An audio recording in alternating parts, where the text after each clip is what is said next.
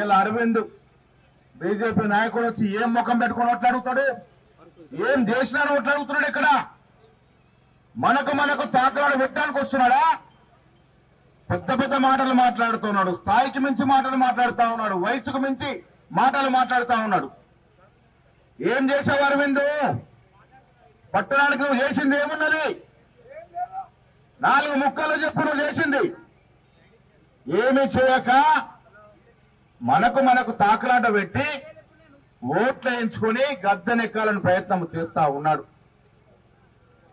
నిజామాబాద్ పట్టణ ప్రజలకి నీ చరిత్ర తెలియంది కాదు, నీ పుట్టు పూర్వత్వాలు తెలియంది కాదు. ఇక్కడ నీ ఆటలు సాగవు. ఎక్కడో జగిత్యాలనో ఎక్కడో హైదరాబాద్ లో మాటలు చెప్తే నమ్మదరేమో.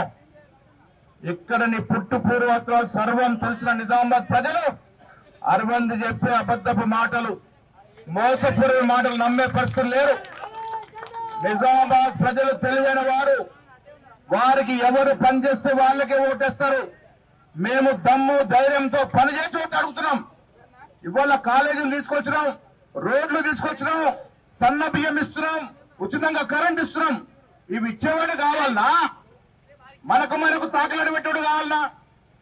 కాంగ్రెస్ కార్పొరేషన్ లో జెండా ఎగరేస్తే ముఖ్యమంత్రి గారు నిన్ననే డిస్ప్లేలో చెప్పిండు, నిజామాబాద్ పట్టణాన్ని యావత్ దేశం చూసే విధంగా తీర్చిదిద్దుతానే వాగ్దానం చేసిండు.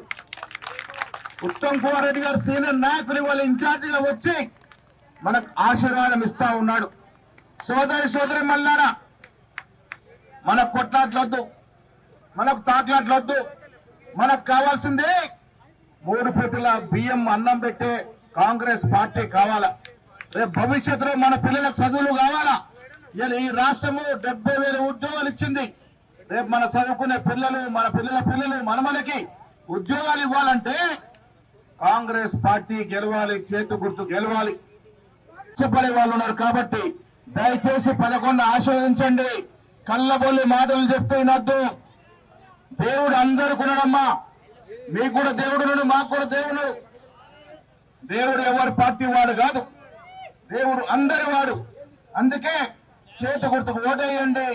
అభివృద్ధి కోసం, మన పిల్లల భవిష్యత్ కోసం చేతు గుర్తుకోవాల్సిందిగా కోరుతూ జై హింద్.